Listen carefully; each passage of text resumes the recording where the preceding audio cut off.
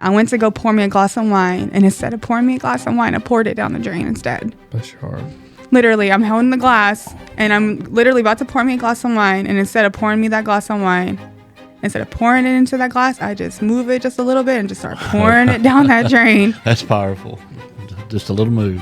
Just a little move. And because he almost had me, he almost had me, but I was not going to let it. What did you feel like when you were pouring it down the drain? Oh, such relief.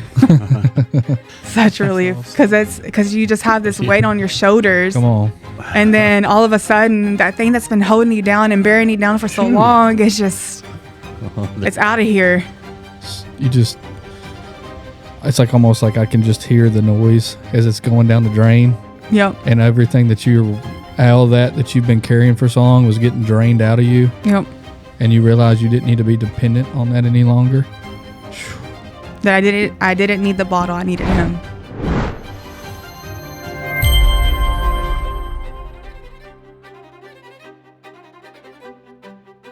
My name's Kenzie, and this is my story. Yeah, so a big part about me is I struggle with some mental health disorders. I don't let them to determine who I am, but for the longest time I did. I struggle with bipolar disorder, anxiety, depression. For the longest time I didn't know that's what it was. I came into that, I probably struggled with it when I was younger, being that I've always been overweight, my confidence, not being pretty enough, like all the stuff that us teenagers when we were younger, like we struggled with, like trying to impress other people. Yeah. And I feel like that I probably was depressed then too. And I just didn't realize it. Like I'd always been in my own little bubble, And, but growing up, I can say that I had really, really good parents. I was raised really well. But when I got into my adulthood, that's when things changed. At the age of 19, I got arrested.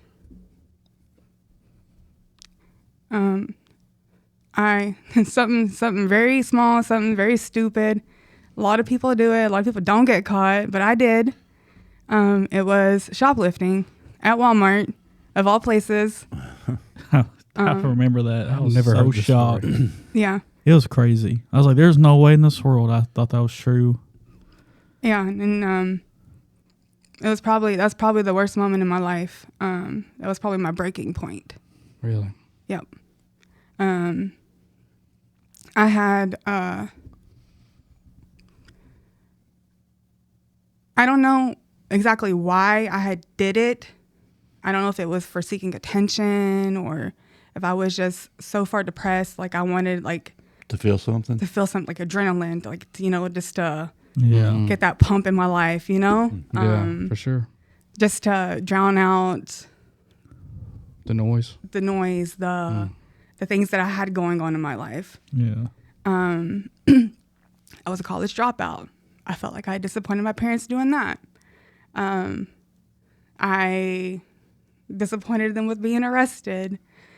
I wouldn't say I disappointed them because I can't tell you what they thought. But in my mind, that's what I thought. I thought I disappointed them. right?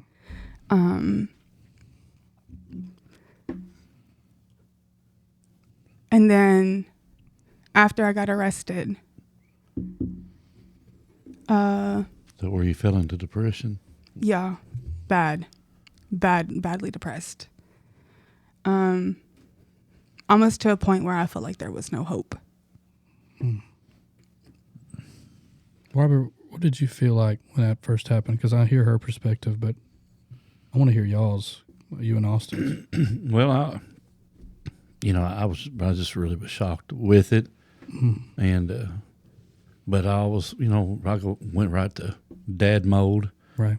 Right to everything I knew in the Lord, because I knew she needed help through it. Yeah. So the first thing I thought was, all right, how do I, help her get through this? Because I knew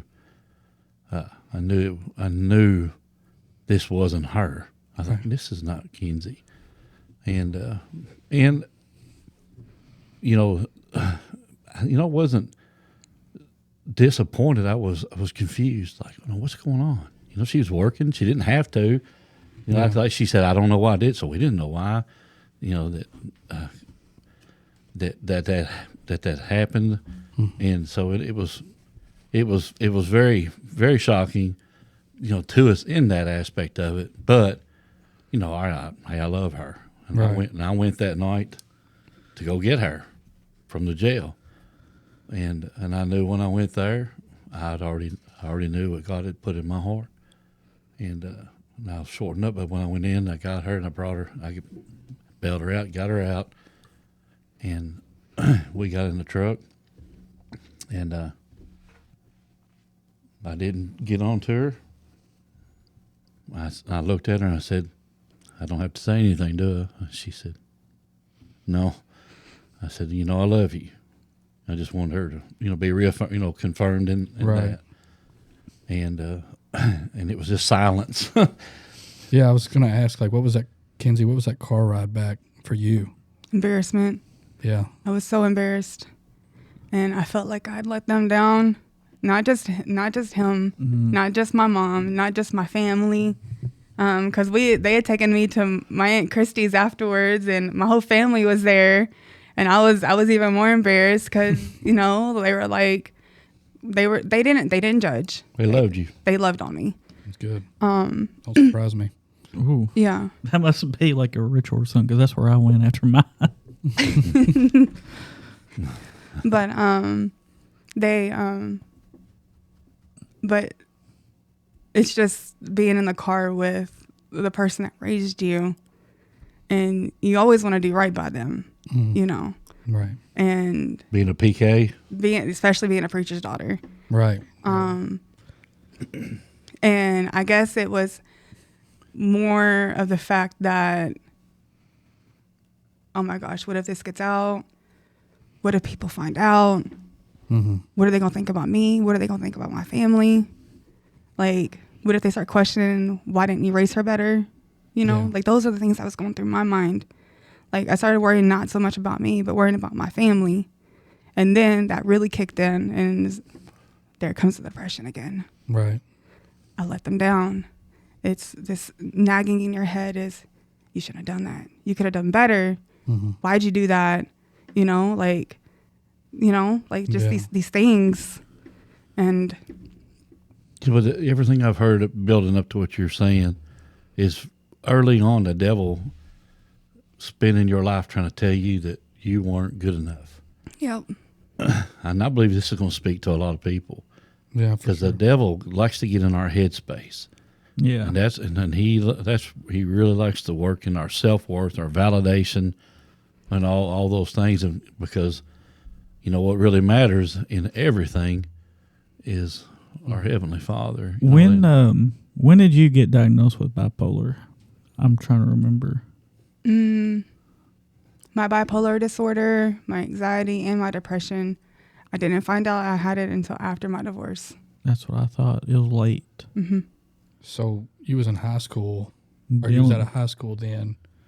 You get arrested in between that time frame of when you had that take place, and then did you still battle those thoughts for quite a while? Yep.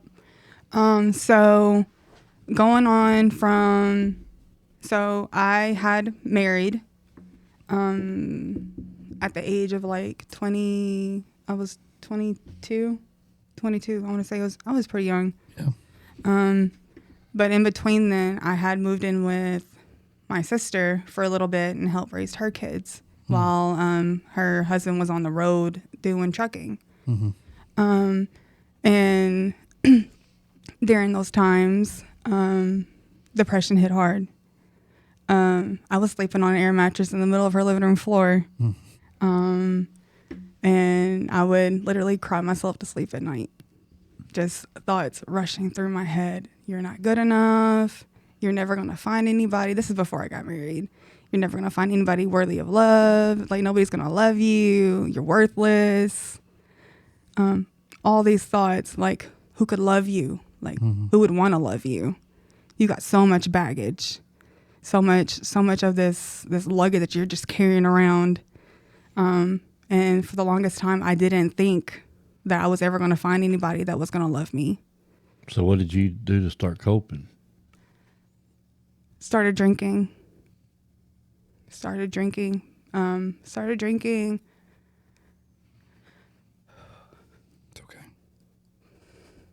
Take your time.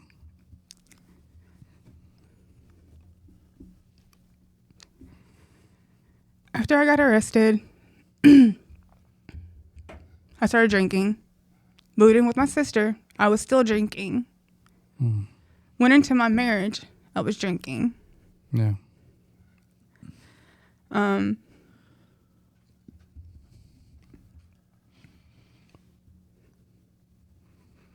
wouldn't say I was an alcoholic, but I did turn toward it a lot. I didn't want to feel.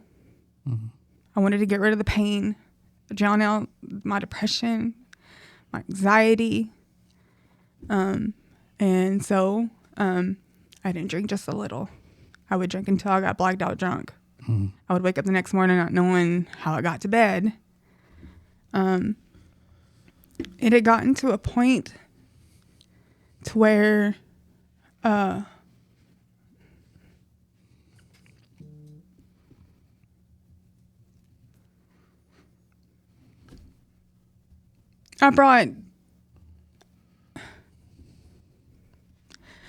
brought people down with me.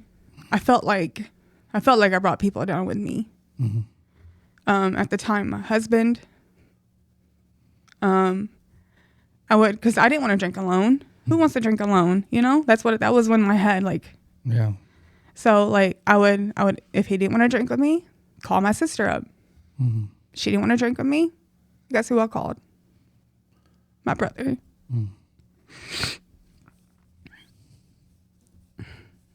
And I felt such guilt for the longest time. Bless your heart. For the things that he went through in his life. And it's not my story to tell for him. Right. But he struggled with a lot. And I felt like I was the problem. Like I was the one that caused it. And it took a long time. Honestly, it took me coming back to Church Street. And people praying for me. It was a breakthrough. It was at one of the worshiping words. McKenna came up to me and pulled me. I was standing behind her, and she said, your struggles and the things that you're facing, she said, no, there are no more. Because I don't know if she knew, but that's the one thing that I had been struggling with. Yeah. I'd been struggling with the fact that, because I don't know if people know, but we could have easily lost him. Yeah. Like so easily. And I hope that someday he does tell his part of this. But I You almost had guilt. I did have guilt. Yeah. It wasn't almost. I did have guilt. Yeah. After you went through that, did you continue to drink?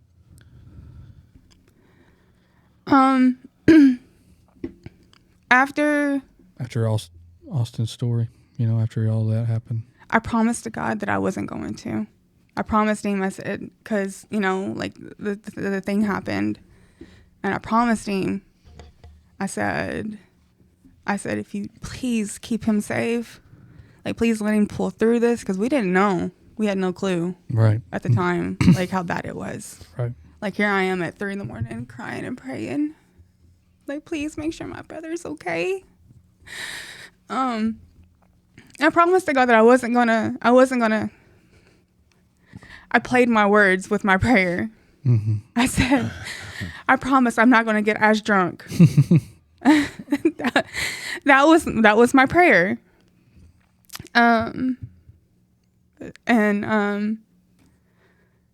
But even before what happened with him, the night of the tornado, I made another another promise and prayer to God. Mm-hmm. We were sitting in a church basement in Sacramento.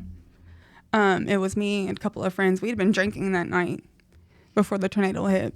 And I remember sitting in the basement, and I was sitting there holding Christian, holding him in my arms, just crying. I'm literally drunk, sitting in the church basement. They had told us that it is so bad.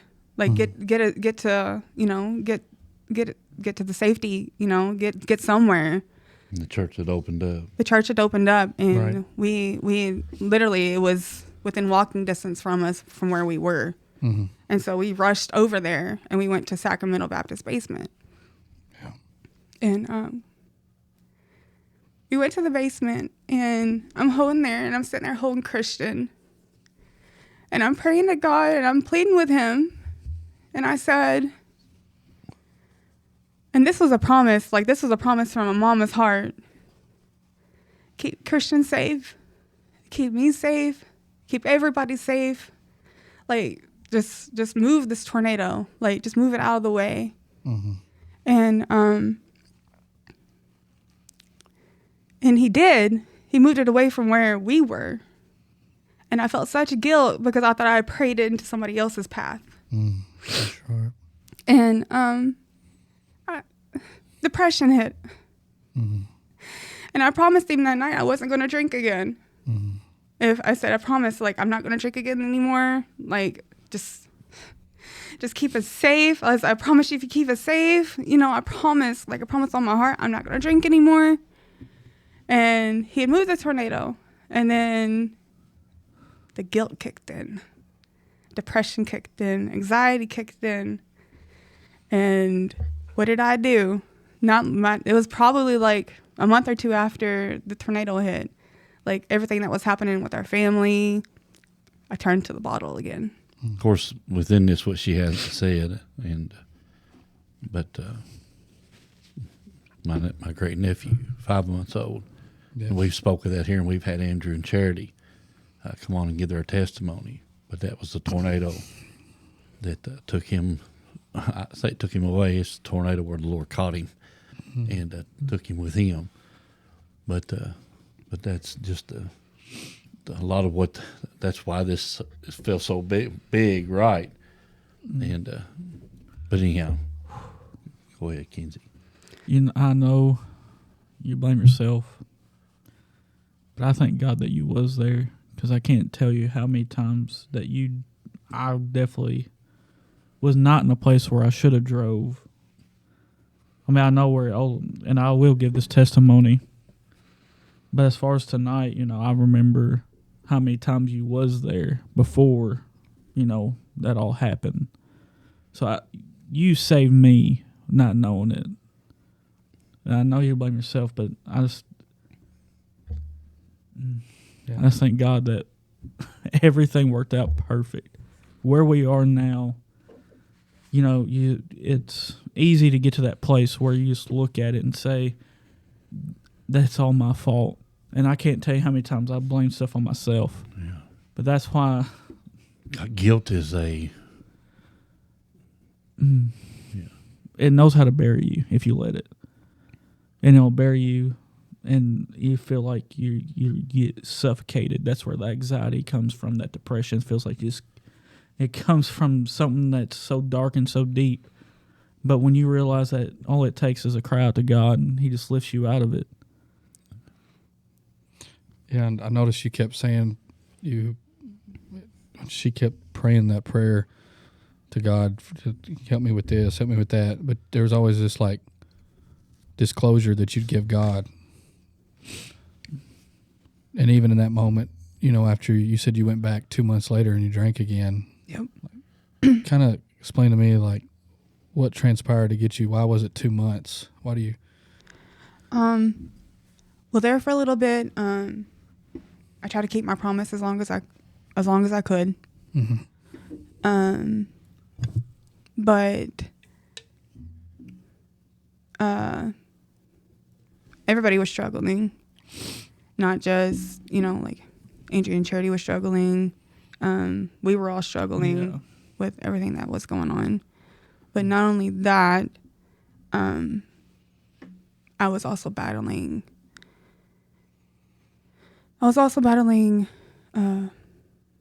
things within my marriage during that time. Right after the tornado had hit, I want to say probably like 3 months is when we had called it quits. So it had gotten so bad, and in my marriage, I felt like I was going crazy. Just these things that I couldn't, like I was doing, like I was like spending money that we didn't have. Like I was getting credit cards that we didn't need. I was just doing irrational things, and I didn't know why I was doing it. And I didn't seek help. I was scared to go to the doctor. I didn't want to see a psychiatrist. I didn't want to see a therapist. And then after the marriage had ended, after he had had enough and I'd had enough, and we had argued all the time. It wasn't good for the kids. We gave it multiple tries.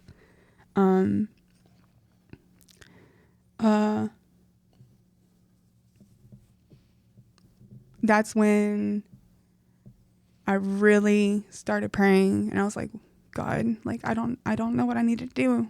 Like I'm at my breaking point again. Like I don't want to hit rock bottom. But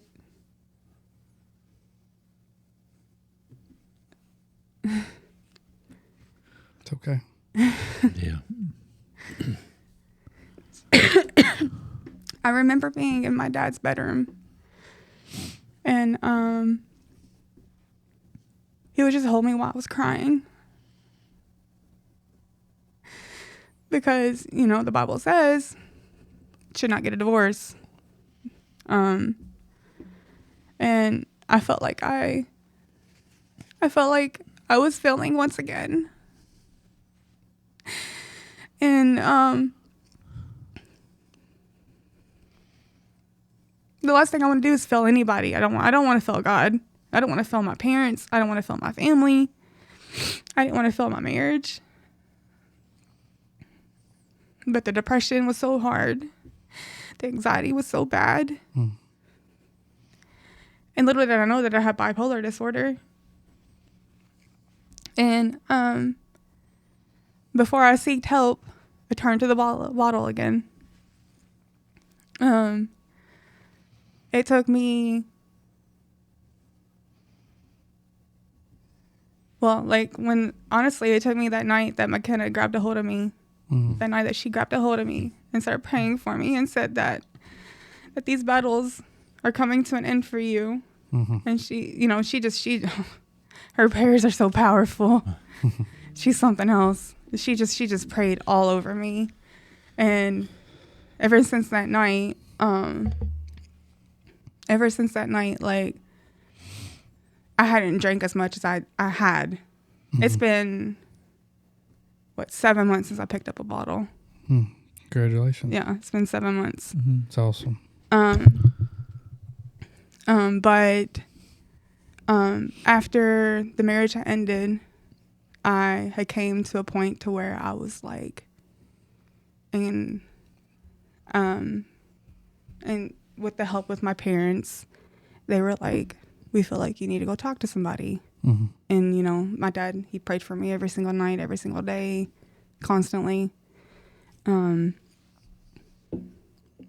so I went and seen a psychiatrist, told him all the things that had going on, things that happened in my marriage, and things that were happening when I was younger, middle, like as soon as I turned into an adult. And then that's when I got diagnosed with bipolar disorder. Mm. And the people that don't know what bipolar disorder is you do things that are irrational. Mm-hmm. You do things that you don't even think about that you're going to do. Right. That's why people that are, and there's different levels of bipolar disorder. You have bipolar 1, bipolar 2.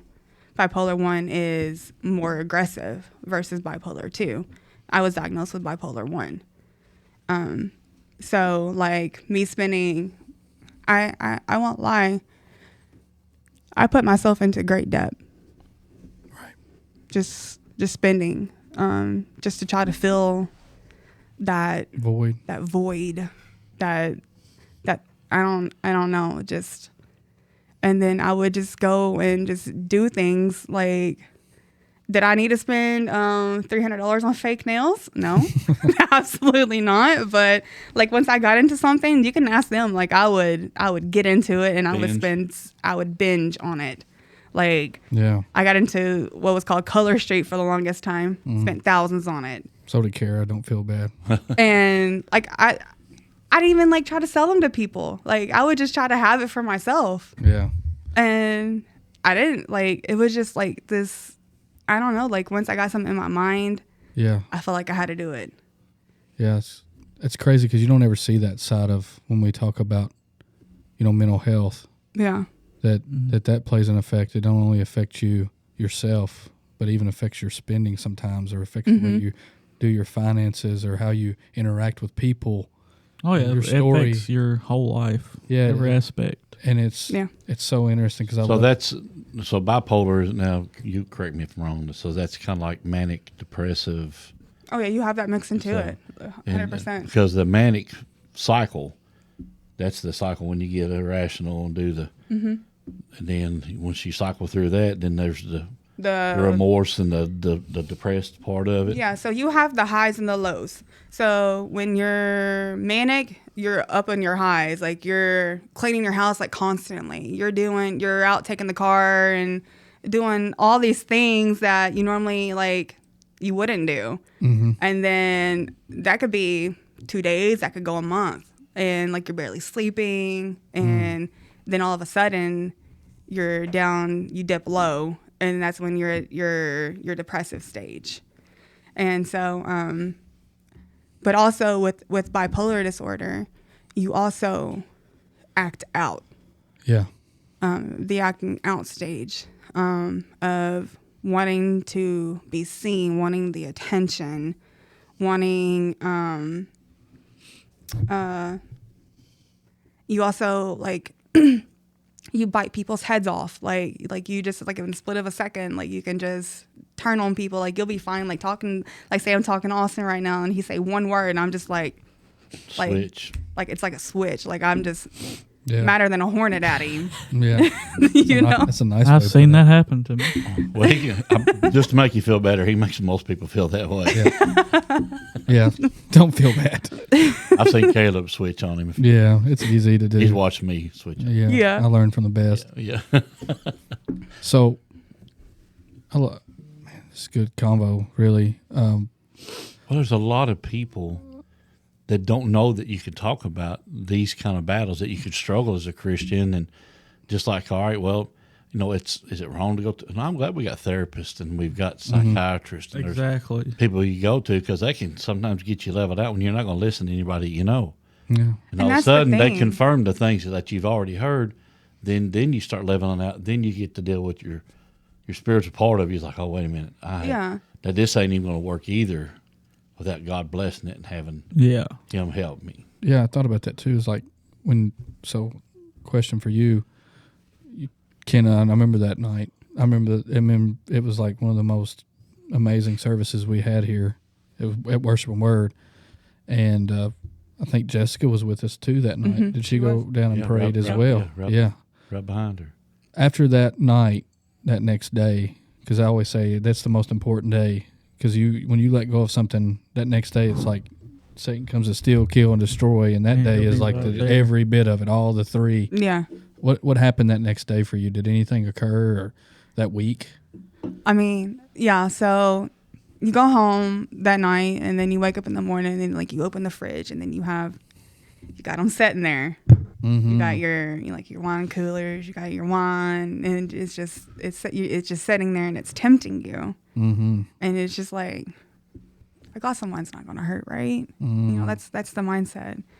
And then, but I was struggling. I was struggling so hard, and then I went, and devil almost had me. He almost had me. And I went to go pour me a glass of wine. And instead of pouring me a glass of wine, I poured it down the drain instead. Bless your heart. Literally, I'm holding the glass. And I'm literally about to pour me a glass of wine. And instead of pouring me that glass of wine, instead of pouring it into that glass, I just move it just a little bit and just start pouring it down that drain. That's powerful. Just a little move. Just a little move. And because he almost had me. He almost had me, but I was not going to let it. What did you feel like when you were pouring it down the drain? Oh, such relief. Such relief. Because you just have this weight on your shoulders. Come on. And then all of a sudden, that thing that's been holding you down and bearing you down for so long, it's just, it's out of here. No power. Like Harry, there's Harry's chain again. Yeah. It's like almost like I can just hear the noise as it's going down the drain. Yep. And everything that all that you've been carrying for so long was getting drained out of you. Yep. And you realize you didn't need to be dependent on that any longer. Yep. And it was from that moment forward, pretty much. Basically, yeah. From that moment when you actually decided, wow, that I didn't need it no more. That I didn't need the bottle. I needed him. How's the 7 months been for you? It's been pretty good. I won't lie and say that the struggle hasn't been there. Right. It's gonna be there.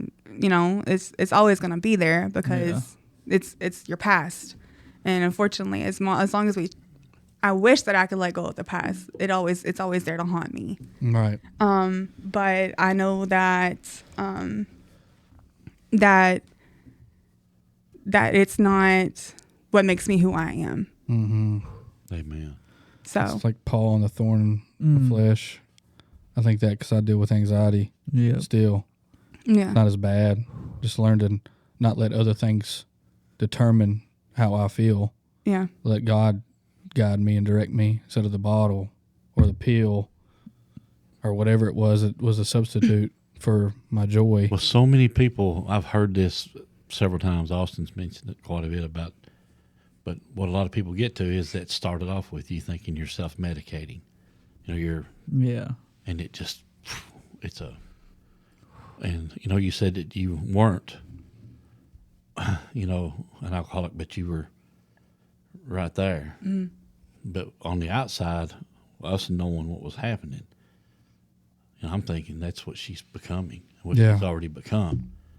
And of course, I'm thinking, it's because there's all these traits in your family and all all this stuff goes through your head, and I know the battles that I had, and I did that. There were nights that I was begging God, let me, Lord, if you just get me through this night, I'd be so messed up, and I pray, God, if you get me through tonight, I'll never do this again.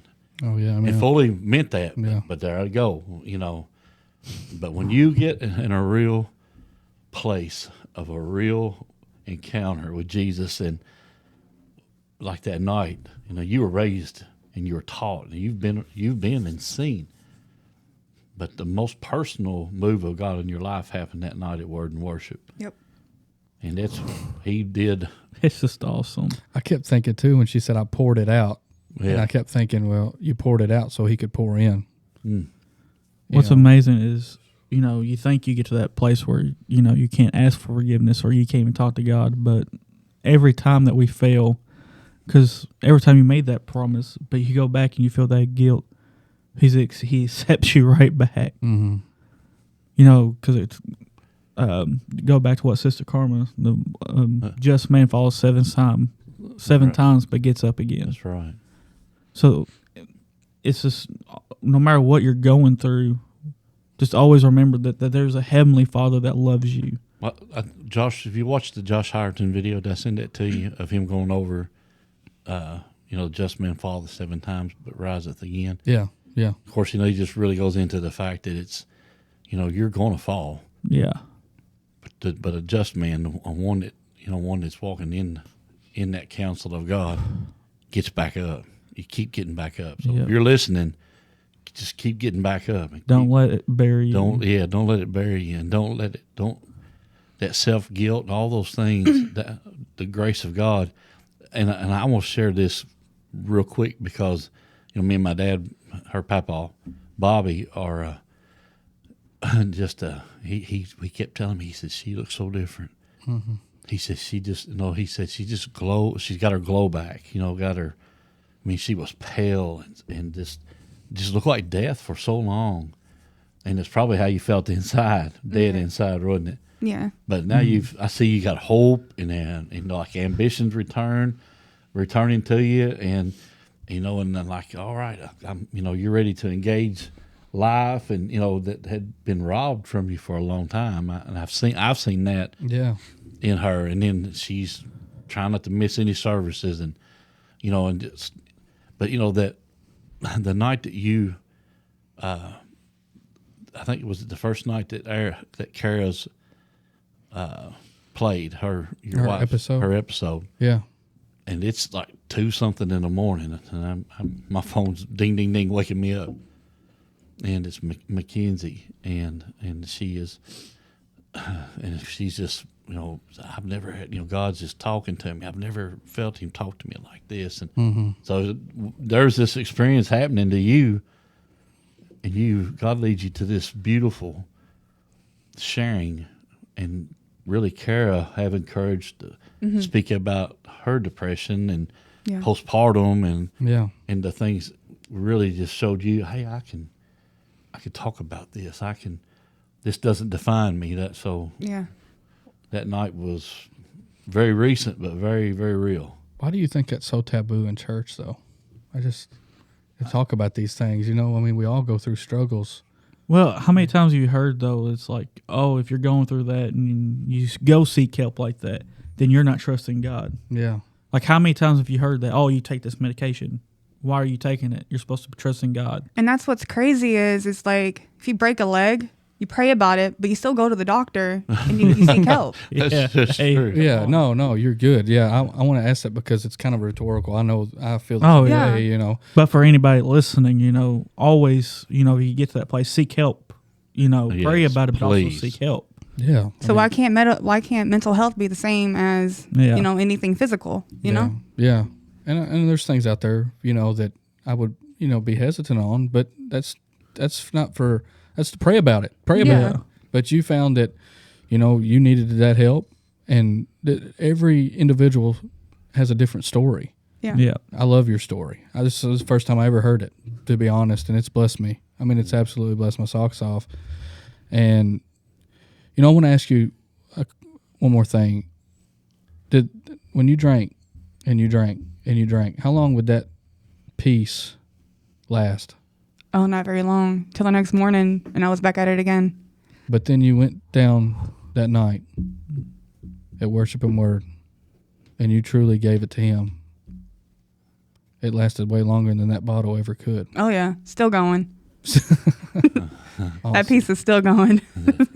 Wow. What a God. That's awesome. It really is. But even that night, you're standing there, you're wanting to move, weren't you?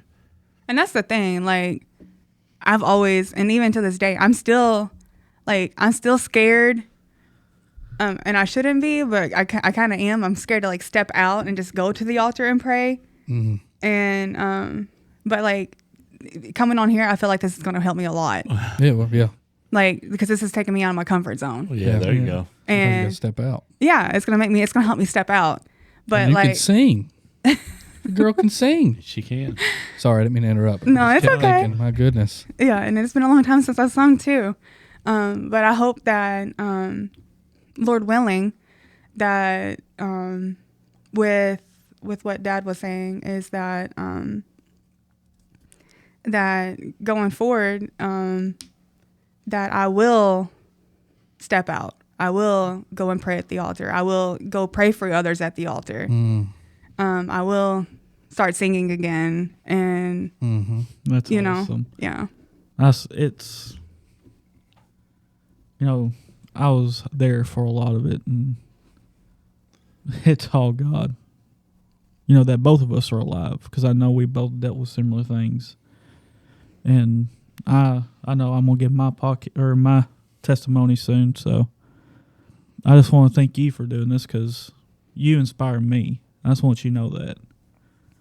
Yeah. So what you thought that you brought me down. I was already going down. It wasn't you, but you helped me get back up when I was going through that. I know I could talk to you because you was there. You saw me. You saw me all messed up. So I just want to thank you for also being there. God sent you. So always remember that. That even when you're thinking you're so broken, that you can still be used. So I thank you for that. That's good. If you had to give advice to anybody in your shoes that was in your shoes, what would you say? I would say don't be afraid to seek help. Whether that's going to a doctor, whether that's leaning on a friend, whether that's going to the altar, whether that's going to your pastor, whether that's taking a medication that's going to help you, release the battle that you got going in your mind constantly. Or all the above, huh? Or all of the above. Right. Do all of them if that's what it takes. Just get that help because it's not embarrassing to get help. No. It's not. But And for the longest your time, diagnosis, but after you got your diagnosis and then your medication and all that, though, all those things were good that they happened, but nothing could give you peace like that night. oh yeah. Yep. Yeah. That's good. I've been crying this entire time and like these tears just won't stop coming. I didn't mean to interrupt you, but there. Now listen, you'll find that people will reach to you, and I mean, there's people. And my prayer is that people are encouraged by your courage. Yeah. Mm-hmm. And there's nothing that God cannot take care of, whether that's anxiety, whether that's ADHD, whether that's bipolar disorder, whether that's anxiety, whether that's addiction, all these chains that God's got a hold of you, like he can release every one of them. Amen. Oh, amen. That's awesome. That is awesome. There you go. One until you pour it out, though. Yep. Yeah, I keep going back to that, but it's just that's so. I just love every bit of this. This has been by far. I relate to it so many ways. My story is quite similar, and it's just good to see people out here sharing their hearts and somebody like you to come up here. And I know you personally. Yeah. I know this is not in your comfort zone whatsoever. It's not at all. But I will say the same thing as your dad. I could see the glow on you when I see you at church on Sunday. It just blesses my socks. I know I keep using that for some reason tonight. Blessing my socks. Yeah, I got them on.